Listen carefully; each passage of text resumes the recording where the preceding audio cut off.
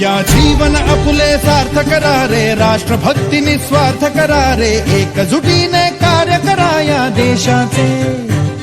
या साथी बना अनसाथ करा रे, मातृभूमी ही आज पुकारे. जागृत होऊन कंकण बांधू दिवस रात्र झटण्याचे.